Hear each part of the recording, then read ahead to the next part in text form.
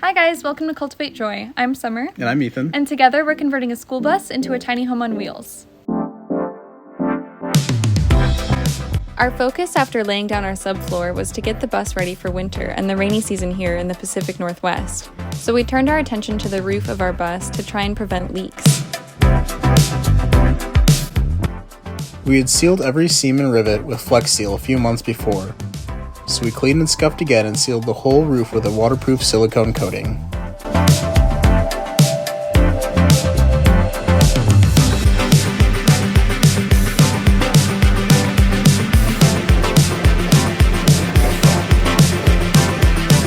The first step in building our walls was to rough in our electric, and we wired in our outlets using mostly things from this box that was gifted to us. We're not professional electricians, so we won't go into too much detail about our process.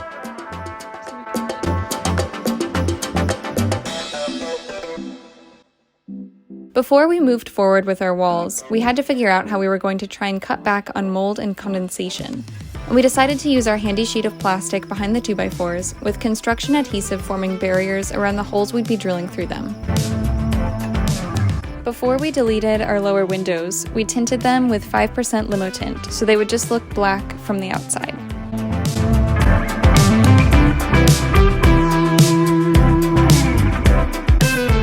In order to line all of our frames up past the little lip at the bottom of our metal bus walls, and as an added layer of protection, we also screwed cement board pieces behind each 2x4. Then it was finally time to insulate.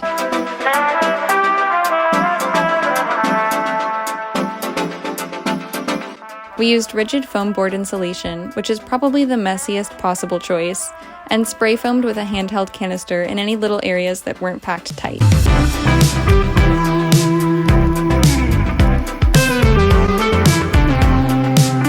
Once we got the right outlet boxes installed and finalized our electric, we covered the walls with some thin plywood.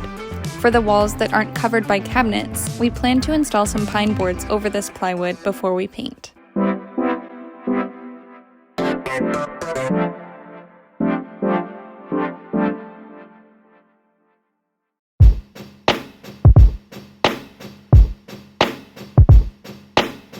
We snagged this adorable vintage Fisher Baby Bear wood-burning stove on Facebook Marketplace for $50. And if you want to see how we restored it from the rusty state we bought it in to this beautiful like-new condition, check out our step-by-step restoration video. To install it in our Skoolie, we started off by building a platform to form our hearth. Designing this was a little tricky, since we had to try and maximize our walkway while ensuring the stove could sit far enough away from our wall. Then, we framed and insulated the wall behind the stove with fireproof insulation.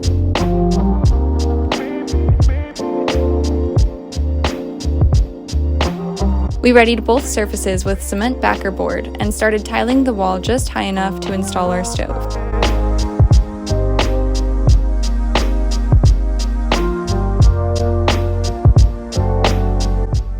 It is more difficult to get your Skoolie insured when you have a wood stove, but we don't plan on driving full time, so we really only need liability insurance. If you want your Skoolie to be fully covered, you may want to opt for a different heating solution.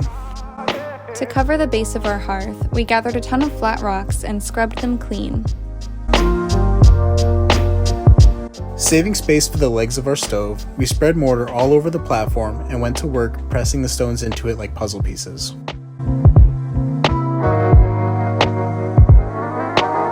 We realized that we had not laid down enough mortar, so we mixed some in an icing bag and filled in the gaps between the stones for a more inset look.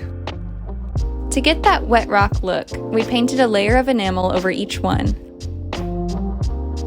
And we ended up not liking how light the mortar dried, so we tediously painted a dark gray color over the top of it, and we were really happy with how that turned out. Once the middle section was painted, it was time to place the wood stove in its new home.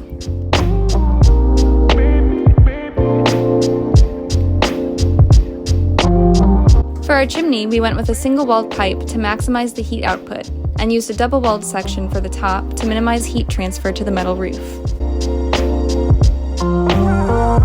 I wouldn't recommend using the Sawzall for this part. We got a jigsaw the week after we finished this, and it would have made the process of cutting the circle out much easier.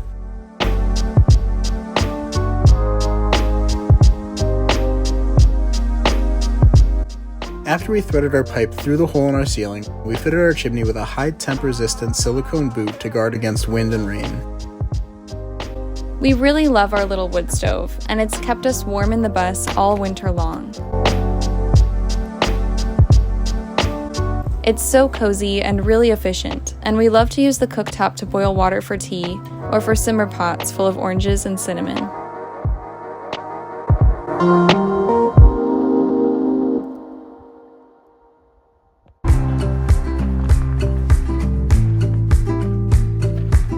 We love to shop for furniture and materials at secondhand stores like Earthwise Architectural Salvage, not only because we can find unique treasures and keep costs low, but because it's a great way to be eco-friendly and low waste.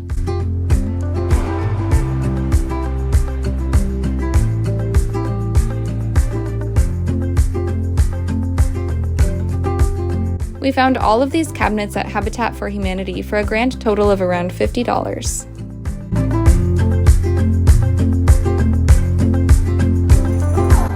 I spent a full day sanding, cleaning, and priming them. Once they were all clean, you could really see the potential.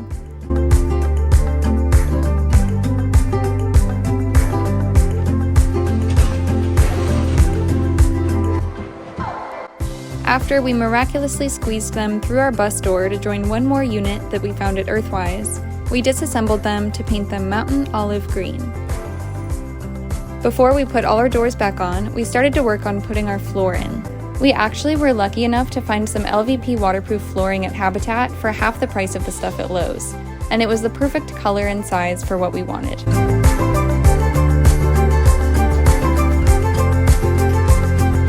Putting our floor down was a huge milestone for our build. Along with our painted cabinets, it helps our interior feel much more like a tiny home in progress.